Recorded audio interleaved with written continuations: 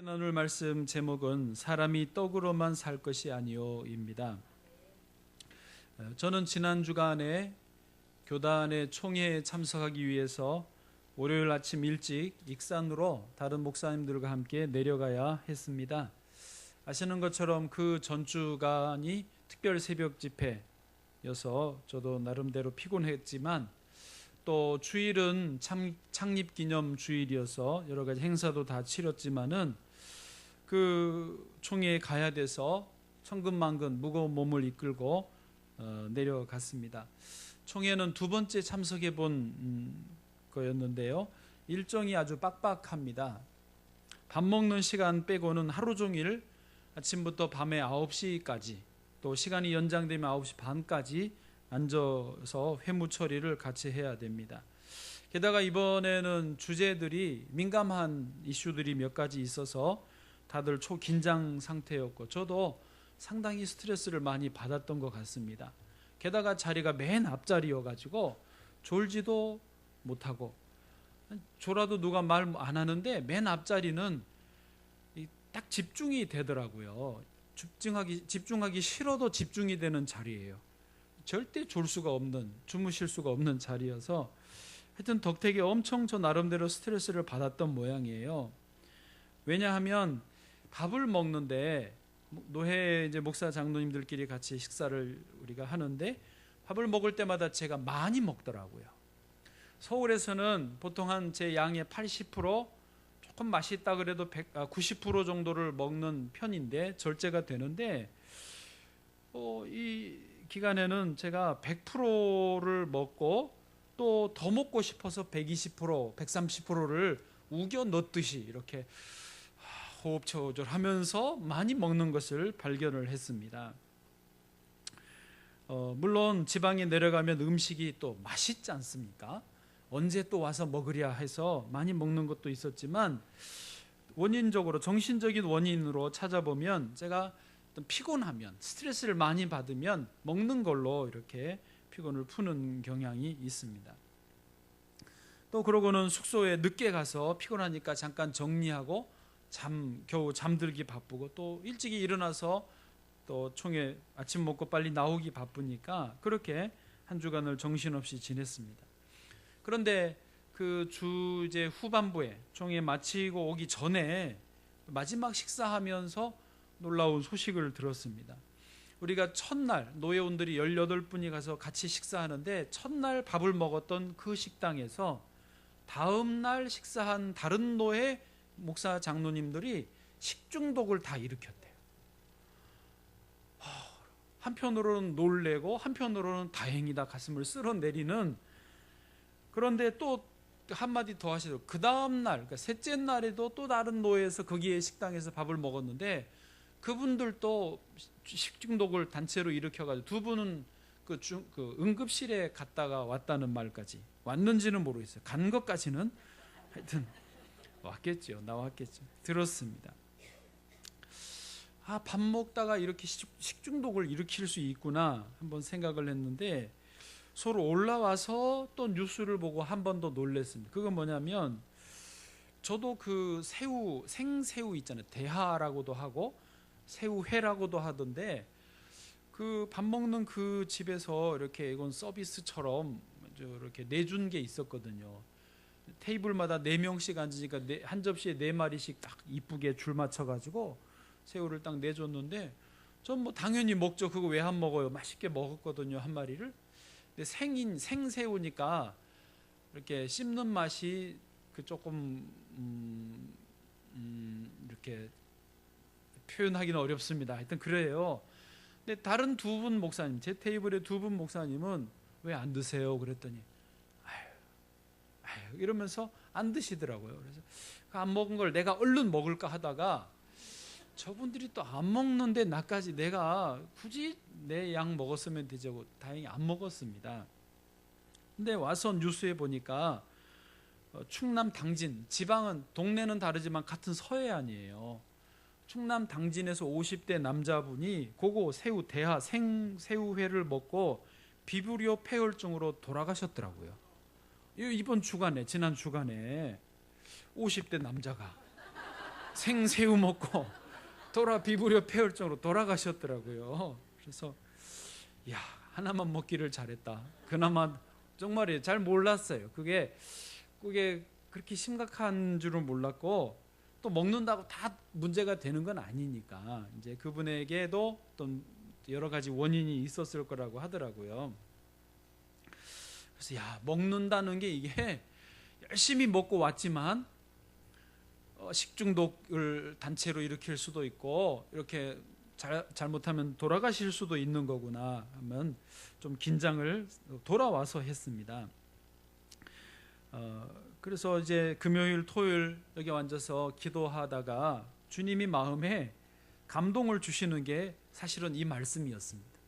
사람이 떡으로만 살 것이 아니요.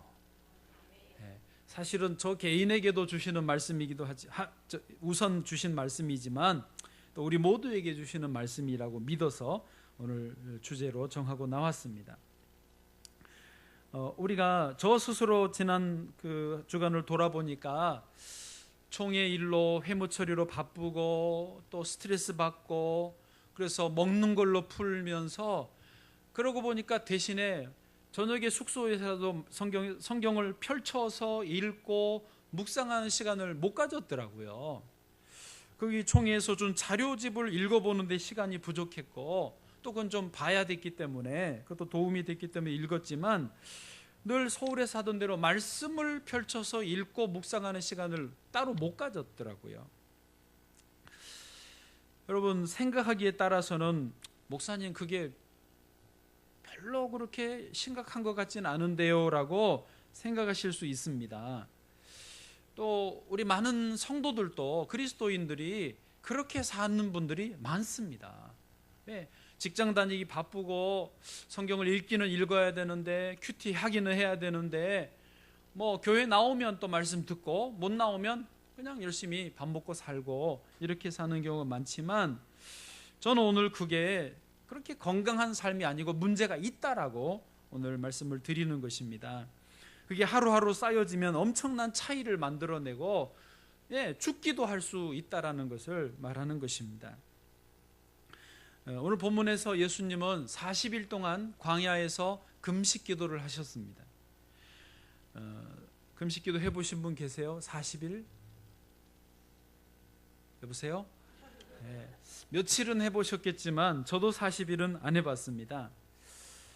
하루 이틀도 너무 힘든데, 뭐라고요? 하셨어요? 네, 할렐루야. 네, 할렐루야. 역시 우리 김혜선 권사님. 그 경험자들의 말은 그래요. 처음에 며칠이 힘들지 시간이 지난 몸이 적응을 해서 그렇게 고통스럽지는 않다고 합니다. 어쨌든 오늘 본문에서 예수님은 40일 금식기도 직후에 이제 마귀에게 세 가지의 시험을 당하시는데, 오늘은 그 첫째 시험만 가지고 말씀을 나누기 원합니다. 자, 먼저 1절, 한번 성경 1절을 읽겠습니다. 시작.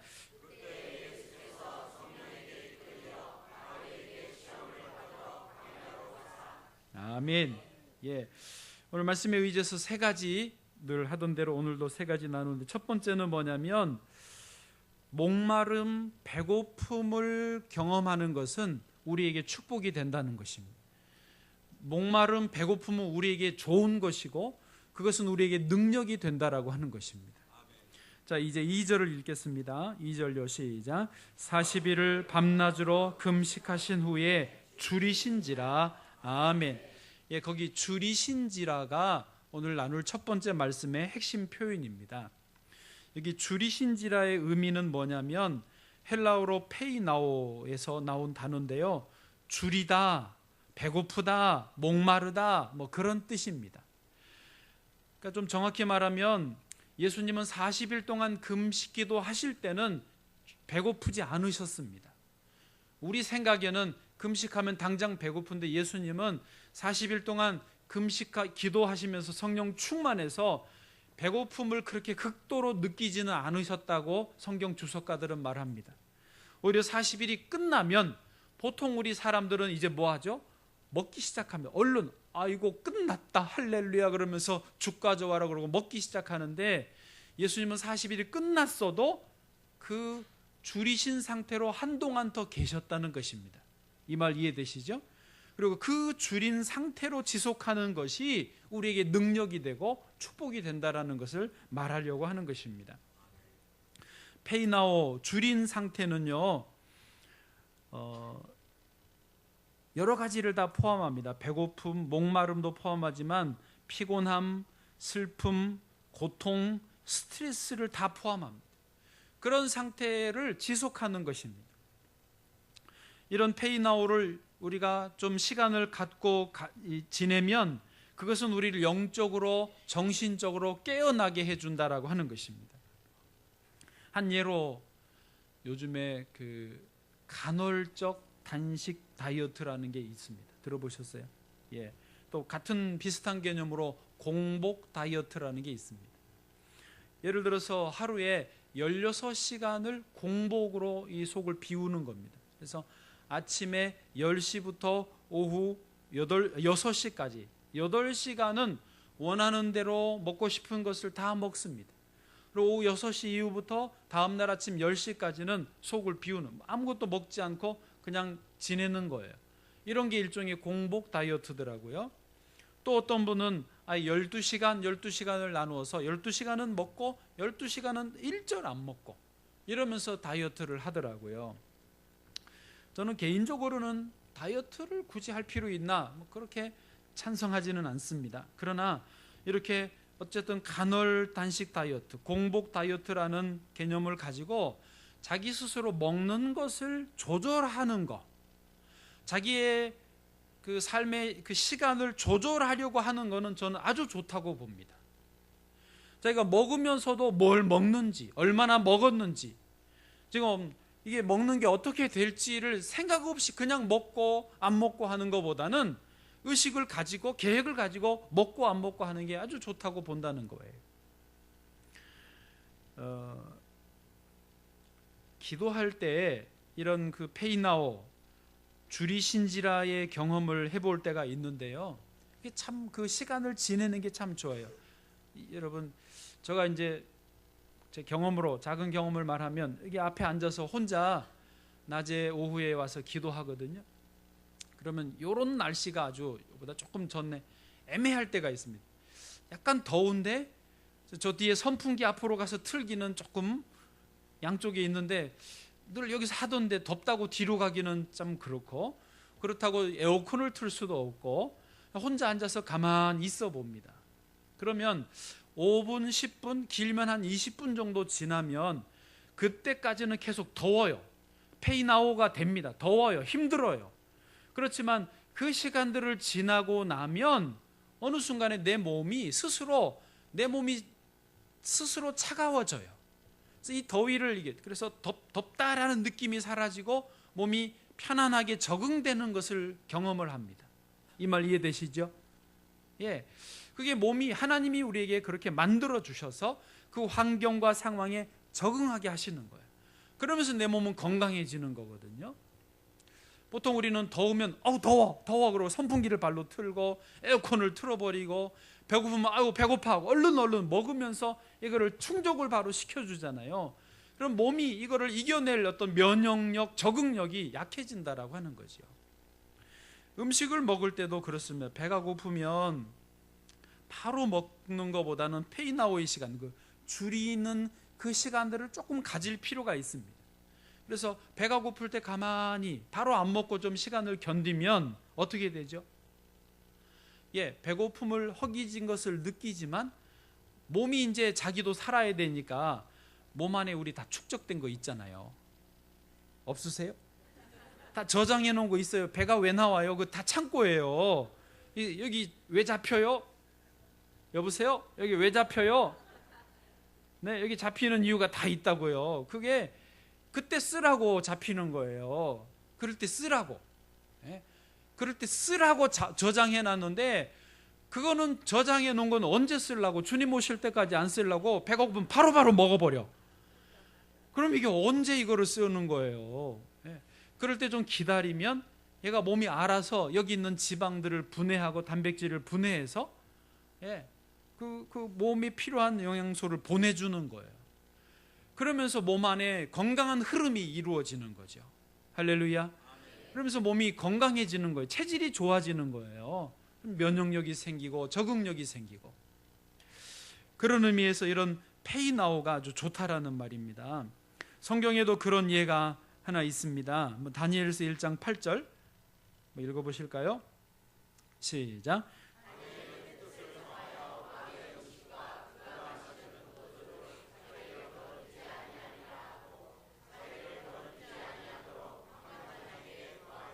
아멘. 이때 다니엘은 청소년이었고요. 자기 친구들 3명과 함께 바벨론 왕이 먹는 기름진 음식, 고기, 육류들을 안 먹겠다고 거절합니다. 그리고 그가 마시는 포도주도 거절합니다. 대신에 나는 물과 채소만 먹겠다고 말을 합니다. 그러자 그를 담당하는 환관장이 야, 너가 그래서 얼굴이 초췌해지면 내 목이 달아난다, 안 된다 그러니까 다니엘과 세 친구들이 어떻게 해요? 그러면 우리를 열흘 동안 시험해 봐주세요. 열흘 후 됐습니다. 15절입니다. 15절 시작. 열흘 후에 그들의 얼굴이 더욱 아름답고 살이 더욱 윤택하여 왕의 음식을 먹는 다른 소년들보다 더 좋아 보인지라. 아멘. 할렐루야. 예, 이 4명의 소년들이 그것을 맛있는 것을, 기름진 것을 먹는 소년들보다 훨씬 얼굴이 아름답고 피부가 윤택해지고 비교해서 더 좋아 보이더라는 것이죠. 이게 하나님 우리에게 주신 어떤 건강한 작용인 것이죠. 꼭 즉각적으로 먹어야만 되는 게 아니라 그 페이나오, 좀 줄이는 시간들이 필요하다는 것입니다. 그것을 통해서 우리 몸도 살고 정신도 깨어난다는 것을 말씀드리는 것입니다. 여러분, 음식을 먹는 일도 안 먹는 일에도 다 신앙이 있습니다. 거기에도 하나님의 뜻과 계획이 있습니다. 우리가 예수님처럼 40일을 금식할 필요는 없지만은 음식을 절제하고 줄이신지라 페이나오를 경험할 필요가 있다라는 것입니다. 할렐루야. 두 번째로 즉각적으로 욕구를 충족하게 하는 것은요, 마귀의 속임수일 경우가 많다는 것입니다. 우리 3절 말씀입니다. 3절요, 같이요, 시작.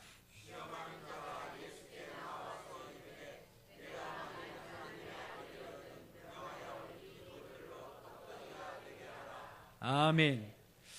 마귀는요, 너무 배가 고프신 예수님께 당장 돌들로 떡덩이 되게 해서 먹으라고 달콤한 유혹을 하였습니다. 예수님은 그럴 능력이 충분하셨습니다. 예수님도 실제로 그 돌들이 떡으로 보일 만큼 배가 고프셨습니다. 여러분, 그러나 이것은 즉각적으로 뭔가 빨리빨리 이루어지게 하기를 원하는 것은요, 마귀의 시험일 경우가 많다는 것을 알기를 원합니다. 우리가 한두 끼만 금식을 해도 저는 좀 그렇더라고요. 짜장면이 먹고 싶어요, 그 금식을 하면. 그리고 또 하나, 금식을 하면 초코파이가 그렇게 먹고 싶어요. 짜장면은 어릴 때 새겨진 것 같고, 초코파이는 에티오피아에서 그 족구하면서 4명 4대4 족구를 하는데, 그 족구에서 이기면 받는 상품이 뭐냐면 초코파이 1개입니다. 4명이 1개 받아요, 1개. 그래도 그 초코파이 하나를 받으려고 목숨 걸고 족구를 합니다. 낮에는 일을 해야 되니까 저녁 먹고 이제 조금 소화시켜서 하고 나면 이제 족구 네트 걸고 불 켜고 그 아스파트 포장 위에서요, 땀이 뻘뻘 나도 그 족구해서 이겨야 초코파이 그 4분의 1 조각을 먹으니까, 심할 땐 초코파이 하나 놓고 했다니까요. 거기는요, 정말 먹을 게 없습니다. 거기서 나는 음식들이 한계가 있고 우리 입맛에 잘 안 맞으니까 양도 많지 않고요. 근데 어제도 저희 안사람이 우리 에티오피아에서 있었던 청년 봉사자 결혼식에 저 대신에 이제 1시에 결혼식 찍고 4시에 거기 왔거든요. 근데 거기 1시에 가서 에티오피아에 있던 분들, 지금도 있는 분들 만나서 잠깐 이야기하는데 이구동성으로 그래요. 저희 안사람이 에티오피아 날씨 좋지요 그랬더니 날씨는 좋지요, 그런데 먹을 게 없어요. 그분들이 바로 그 말이 나오더라는 거예요. 그렇게 먹을 게 없습니다. 그래서 라면 유통기한 지난 거 아무 상관없습니다. 어떤 날 한번 순대를 한국에서 오는 분이 냉동해가지고 포장해서 싸왔는데 파티를 그렇게 맛있게 파티를 했어요. 이제 초코파이는 아껴둬서 유통기한 건 생각도 안 합니다. 그런 거는. 근데 하나 남으면 이제 그거 따먹게 하는 거예요. 그거 먹게 하는 거예요. 그래서 아마 저한테 초코파이가 새겨져 가지고 지금도 좀 배고프다 그러면 초코파이가 생각이 나요. 막상 먹으면 그렇게 맛있지는 않는데 초코파이. 그래도 그 살살 입에 녹는 게 얼마나 달달하고 피곤이 풀어주는지 몰라요. 그런데 중요한 것은요, 그렇게 육신의 욕구에 빠르게 반응하는 것은 망하는 길입니다. 사단이 항상 즉각적으로 뭔가 하게 하는 것은요, 절대 좋은 게 아닙니다. 하나님의 시간표는요, 사람의 시간표보다 훨씬 늦습니다. 아멘도 안 하시고. 이번에 청주에서 그런 일이 있었어요. 15살 여중생이 편의점에서 술을 먹고 있었어요. 술에 좀 취해 있었어요. 거기서 먹고 취한지 취하고 들어온 건지 모르지만, 그래서 편의점 알바하는 31살 여자분이 이렇게 쳐다봤던 모양이에요. 그래서 이 15살 여중생이 기분 나쁘다고, 쳐다본 거 기분 나쁘다고 소주병으로 그 여자 얼굴을 때려버려가지고 조금 뉴스에 나온 사건이 있었습니다. 아니, 술은 자기가 먹어놓고 말이죠. 15살짜리가 쳐다본다고 그거를 바로 그렇게 반응을 하는 것입니다. 또 한 분은 자영업자 여자분, 고깃집을 하시는 여자분인데, 요즘에 자영업자들이 정말 힘든 것은 다 지금 알고 있는 사실인데, 너무 장사가 안 되고 막 스트레스 받으니까 어떻게 했냐면 아침에 맥주 2잔을 드시고 복면을 하고 따까라는 거 있죠. 따까 그 공사장에서 쓰는 따까 이거 있어요. 타카 네. 카톡 따카를 들고 700m에 가까이 있는 자기 동네 농협을 들어간 거예요. 복면을 하고 그래가지고 2,500만 원 정도 현금을 훔쳐서 달아났어요. 3시간 만에 잡혔어. 그럴 거를, 아니, 힘든 거는 알겠어요. 힘든 거는 부정하지 않아요. 지금 인정합니다. 그런데 아무리 힘들어도 그거 그 동네 농협에 가서 돈을 훔친다고 그게 될 일입니까? 3년도 아니고 3시간 만에 잡힐 거? 여러분, 우리가요, 빨리 뭔가 즉각적으로 이거를 해결하자라고 하는 것은 마귀의 유혹일 경우가 많다는 것입니다. 요즘 우리나라 사람들이요, 육체의 욕구를 즉각적으로 풀어야 된다라고 하는 그런 분위기입니다. 외국인인 미국 사람인데 임마누엘 페스트라이시라고 하는 분이 현재 경희대 교수이고 하버드에서 박사를 따신 분입니다. 동경에서도 공부하고 북경에서도 공부한 분인데, 이분이 우리나라에 있으면서 살고 있어요. 근데 신문에 이런 글을 기고를 했습니다. 하버드 박사가 쓴 글이니까 한번 들어보십시오. 우리나라에 살고 있어요. 요즘에 버스를 타기가 싫다. 운전석 바로 뒤에 부착된 TV에 나오는 방송을 보아야 하기 때문이다. 방송 내용이 교양, 시사, 한국의 고유한 전통을 알리는 프로그램이 아니라, 그래야 되는데 그게 아니라 소위 먹방, 폭식 방송이기 때문이다. 그 방송에서 남성 출연자가 거대한 만두나 샌드위치를 들고 자기 입속에 억지로 쑤셔 넣는 것을 보여주고, 그 주변에 앉아있는 사람들은 매우 즐거워하는, 박수를 치면서 맛있겠다 하면서 그런 장면들이 보여지기 때문이다. 이분이 말이, 나는 그 방송 때문에 늘 불쾌하다고 느낀다. 그러면서 임마누엘 페스트라이시 교수가 뒤에 이제 설명을 덧붙였어요. 좀 풀어서 말을 하면, 그 프로그램 뒤에 숨겨진 슬픔이 있다고 느낀다. 그 슬픔이 무엇이냐? 생각 없이 입속에 만두를 쑤셔 넣고 있는 출연자는 영혼 속의 깊은 공허함을 채우기 위해 필사적으로 노력하고 있는 것처럼 보였기 때문이다. 그것은 이분 표현입니다. 그것은 마치 인터넷 게임, 뮤직비디오, 옷, 사진들, 또 음란물을 보면서 정신의 공백을 메우려고 시도하는 사람들처럼 그렇게 똑같이 먹는 것으로 자기 정신의 공백을 메우려고 한다는 것이다. 여러분, 이분이 꼭 하버드 박사라서만이 아니라 외국인으로서 한국에 살고 있기 때문에 외국인이 우리를 보는 눈이 상당히 정확합니다. 객관적입니다. 우리는요, 그게 흐름이기 때문에 나를 잘 못 볼 경우가 많습니다. 그러나 외국인이 보면 보여요. 저도 외국에 가니까 한국도 보이고 그 나라도 객관적으로 보이더라고요. 그래서 저는 이분 말에 상당히 동의를 합니다. 지금 우리나라는 먹방에 빠졌습니다. 꼭 아멘은 안 하셔도 됩니다. 옛날에는 코미디 프로가 사람들을 위로해주고 스트레스를 풀어줬습니다. 그러다가 개그맨들이 나와서, 이제 코미디는 이주일 씨, 심영래 씨였는데 개그맨들이 나와서 그 사람들을 위로를 해주고 스트레스를 풀어줬습니다. 그러다가 개그맨들도 예능 프로에 많이 밀렸습니다. 유재석이니 강호동이니 이런 박명순이 이런 사람들한테 밀렸습니다. 그런데 요즘에 예능도 벌써 2008년도부터, 그러니까 한 10여 년 벌써 됐죠. 먹방 프로에 밀리기, 처음 등장해서 밀리기 시작했습니다. 지금은 완전히 대세가 예능도 먹방으로 합니다. 먹방, 폭방 아시죠? 본래 우리나라는 이 밥 먹는 문화가 굉장히 좋은, 아름다운 문화였습니다. 같이 밥 한번 먹읍시다 이렇게 인사하죠?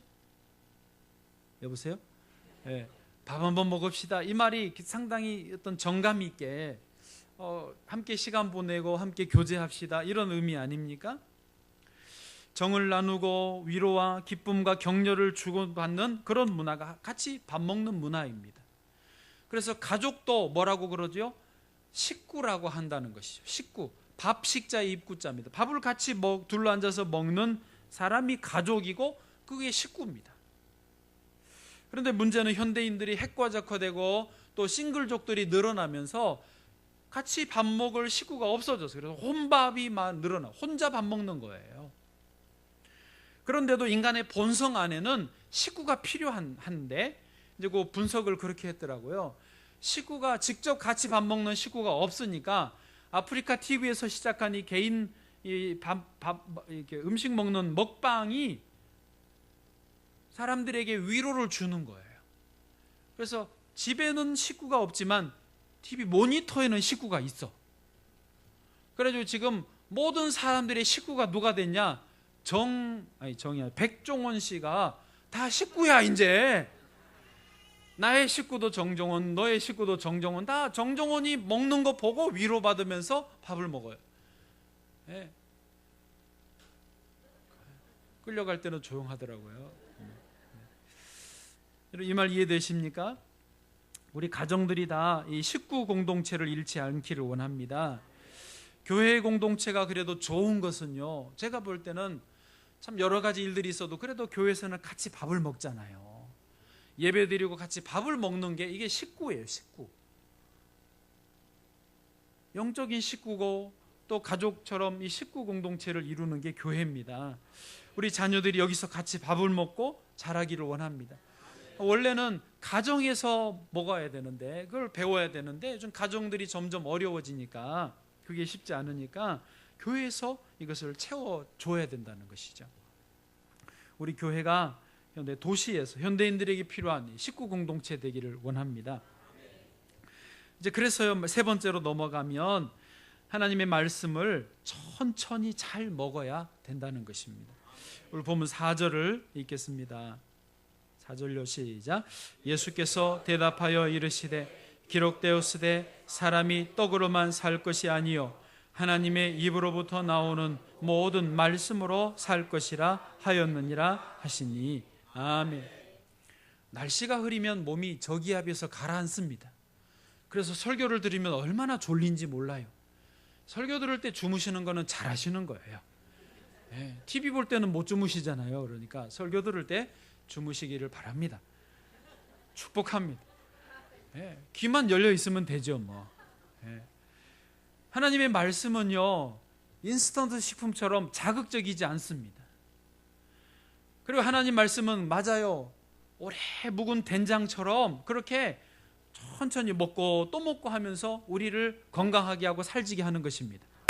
할렐루야. 그렇다고 진짜 자냐? 네. 네. 말씀은요, 이 말이 세 번째 주제가 그건데 천천히 말씀을 먹어야 된다는 거예요. 두 번째가 뭐였어요? 즉각적으로 하는 거를 좀 지양하고 말씀은 천천히 먹어야 되더라고요. 약을 먹으면 어떻게 됩니까? 이게 위장으로 들어가서 몸 안에서 약 기운이 퍼져갑니다. 이 약이 분해되면서 위장에서 흡수돼가지고 혈관으로 들어가고 그 혈관을 통해서 온몸에 퍼질 때 약 기운이 퍼진다고 그러죠. 그래야 병을 이기지요. 말씀도 똑같습니다.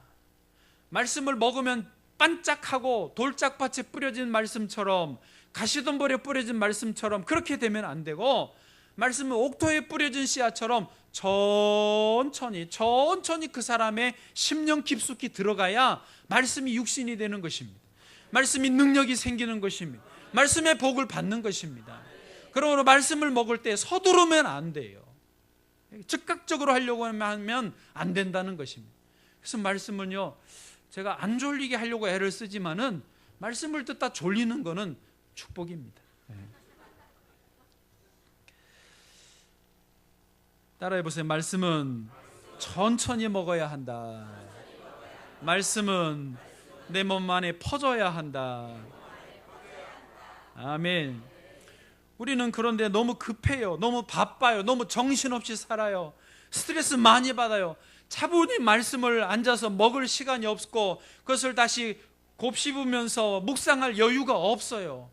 그러니까 말씀을 듣기는 듣지만 끊임없이 돌짝밭처럼 가시덤불처럼 길가의 말씀처럼 새가 와서 집어먹어버리고 열매를 맺지 못하는 것입니다.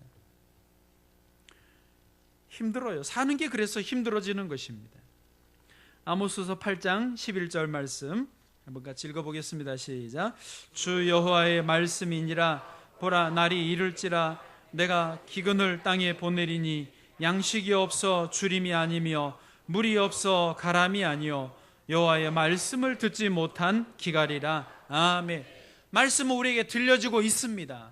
원하시면 언제든지 펼쳐볼 수 있습니다. 그런데 듣고 생각할 겨를이 없어요. 펼쳐서 읽고 이것이 그러한가 베레아 사람들처럼 상고해볼 겨를이 없어요. 그냥 듣고 일어나면 끝이야. 또 다음 주에 와서 새 마음 새 영으로 또 말씀을 들어주시는 건 감사한데 능력이 없어요. 말씀의 기쁨이, 말씀의 그 복이 없다는 것이 문제라는 것이죠. 여러분, 그래도 감사한 것은 예수님이 말하시기를 사람이 떡으로만 살 것이 아니오라고 해주셔서 감사해요. 우리에게 떡도 먹고 말씀도 먹으라고 해주셨습니다. 떡은 먹지 말고 말씀만 먹으라 그러면 오늘 절편 다 먹으면 안 됩니다. 그러나 떡도 먹고 말씀도 먹으라고 하셔서 얼마나 감사한지 몰라요. 그 말은요, 하나님은 우리가 전인격적으로 건강하기를 원하신다는 거예요. 육신도 건강하고 영적으로도 건강하기를 원하신다는 뜻입니다. 그래서 우리가 말씀도 그 떡도 음식도 맛있게 드시지만 말씀도 잘 먹기를 원합니다.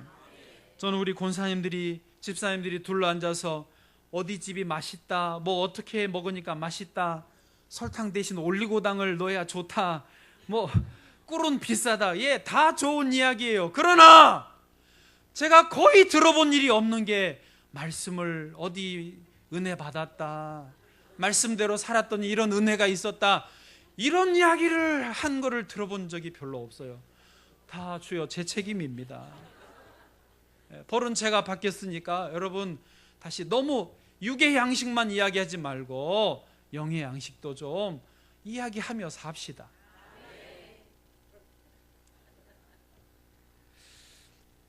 말씀을 마치겠습니다.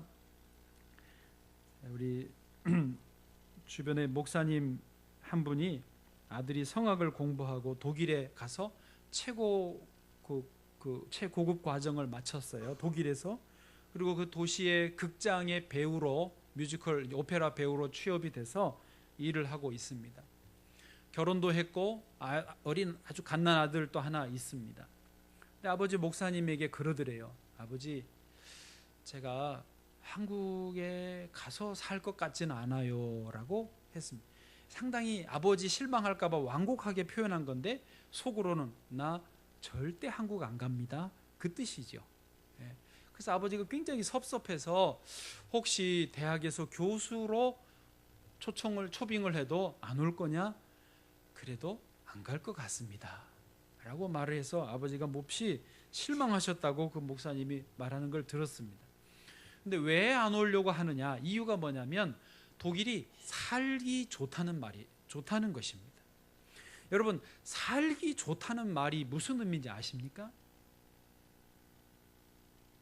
단순히 독일이 제도가 잘 돼 있고 시스템이 잘 돼 있고 모든 게 풍요로워서, 물질적으로 풍요로워서만 살기 좋다라고 하는 것은 아닙니다. 착각하시면 안 됩니다.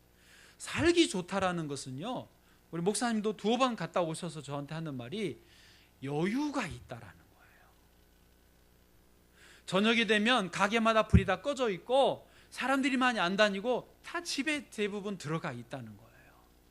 가족들과 시간을 보내고 책을 읽고 말씀을 읽고 그 대화를 하고 나누면서 그런 여유가 있어서 살기 좋다라는 거예요. 그러니까 이게 골고루 갖춰진 것입니다. 육의 필요도 채워주고 영의 필요도 채워줄 때 전인격적으로 이게 전체적으로 살기 좋다라고 말하는 것입니다. 우리가 독일도 기독교 국가 아닙니까? 우리는 이것을 이미 하나님으로부터 부여받은 존재들입니다. 한국에서 예수 안 믿는 다른 분들은 모를지라도 우리는 이거를 하나님이 부여해 주셨어요. 그럼 우리는 이거를 누리며 살아야 되지 않겠습니까? 우리가 스스로 살기 좋은 삶을, 살만한 삶을 살아가야 되는 것이고, 더불어서 그런 모습을 주변에 확산시키면서 함께 살기 좋은 가족, 함께 살기 좋은 동네, 함께 살기 좋은 나라를 만들어가는 책임이 우리에게 있다는 것이죠. 왜요? 우리가 아니까. 그래서 주님이 사람이 떡으로만 살 것이 아니요, 그 의미가 그것인 것이죠. 저 여러분이 잘 살기를 축복합니다.